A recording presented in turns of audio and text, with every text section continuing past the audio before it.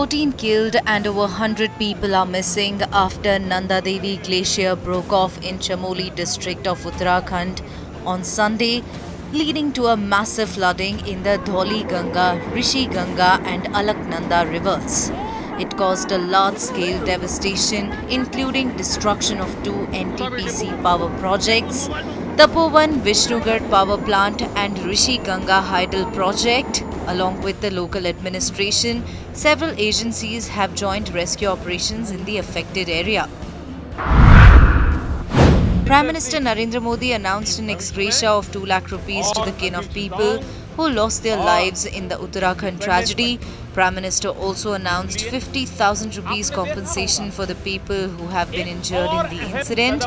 Prime Minister in his tweet also had said that he was in touch with Uttarakhand Chief Minister, officials and monitoring the situation.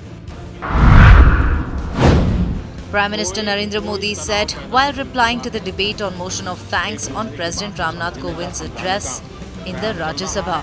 और हम लगातार आंदोलन से जुड़े लोगों से प्रार्थना करते हैं कि आप आंदोलन करना आपका हक है, लेकिन इस प्रकार से बुजुर्ग लोग वहाँ बैठे ये ठीक नहीं है। आप उनको सबको ले जाइए, आप आंदोलन को खत्म कीजिए। आगे बढ़ने के लिए मिल बैठ करके चर्चा करेंगे, रास्ता खुले है। ये सब हमने कहा है, मैं आज भी इस सदन से माध्यम से भी निमंत्रण देता हूँ।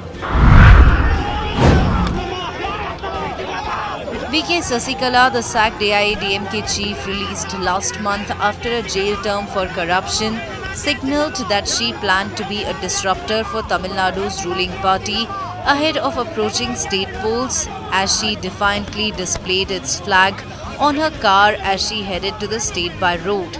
Security heightened at several areas en route to Chennai.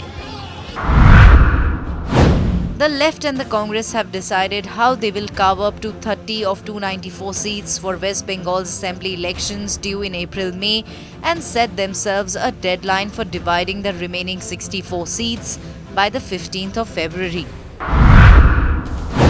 The Indian government has sent a list of another 1,178 accounts to the social media company that it wants removed or blocked from Twitter. Report suggests that these accounts are being run from Pakistan and that they were tweeting about the ongoing farmers' protests. President Joe Biden has said the United States will not lift sanctions on Iran before the country returns to its commitments under the 2015 nuclear deal, the latest impasse in an ongoing standoff between the two nations. During his presidential campaign, Biden had said he hoped to return to the Iran nuclear deal and to bring Tehran, which has been increasingly breaching limits on uranium enrichment and stockpiles, back into compliance. Tamil actor Surya has tested positive for coronavirus. He took to Twitter to share the diagnosis. Surya said that he is being treated for COVID-19 and is yet to come to normalcy. Surya was last seen in Surari Potru, which released on Amazon Prime Video in November last year.